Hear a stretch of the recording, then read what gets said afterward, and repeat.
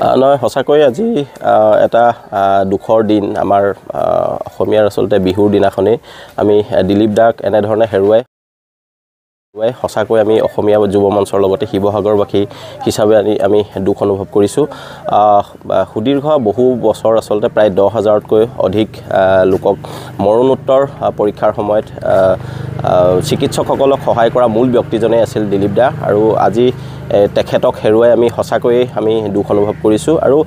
এটা কথা আমি ক'ব বিচাৰিছোঁ যে বহুকেইটা শিৱসাগৰৰ আচলতে বহু ডাঙৰ ডাঙৰ ঘটনা আচলতে দোষীক শাস্তি দিয়াৰ ক্ষেত্ৰত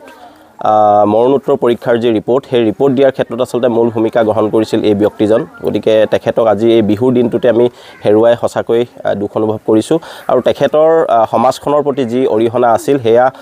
নিশ্চয়কৈ আমি সদায় মনত ৰাখিম আৰু তেওঁৰ এই যি অৱদান এই আজিৰ এই দিনটোত আচলতে সঁচাকৈ অত্যন্ত অপূৰণীয় ক্ষতি আমি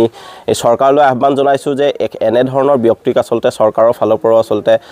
স্বীকৃতি প্ৰদান কৰিব লাগে আৰু শেহতীয়াকৈ শিৱসাগৰৰ এটা অনুষ্ঠানে তেখেতক আচলতে ৰাইজৰ মাজলৈ অনাৰ চেষ্টা কৰিছিল যিহেতু তেখেতে যথেষ্ট এনেধৰণৰ কামৰ লগত যদিও জড়িত তেখেত কিন্তু প্ৰচাৰৰ আঁৰত থকা এজন ব্যক্তি কোনোদিন তেওঁ প্ৰচাৰৰ বাবে আগবাঢ়ি অহা নাছিল গতিকে আমি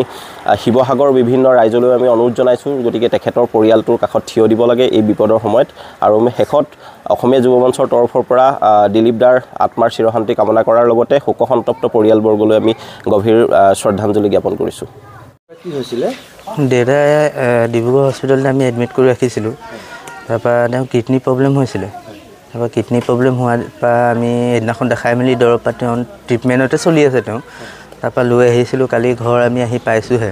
আজি আমি 10টা বজাত ডিব্ৰুগড় লৈ যোৱাৰ কথা আছিলে তাৰ মাজতে এই ঘটনাটো হৈছে এনেকৈ বয়স কিমান হৈছিলে তেওঁ বয়স এপ্ৰক্সিমেট 54 মান হৈ আছে ল'ৰা দুটা মই আৰু মোৰ দাদা এজন আছে মোতকৈ ডাঙৰ আৰু বাইদেউ আছে বাইদেউ বিয়া হ'ল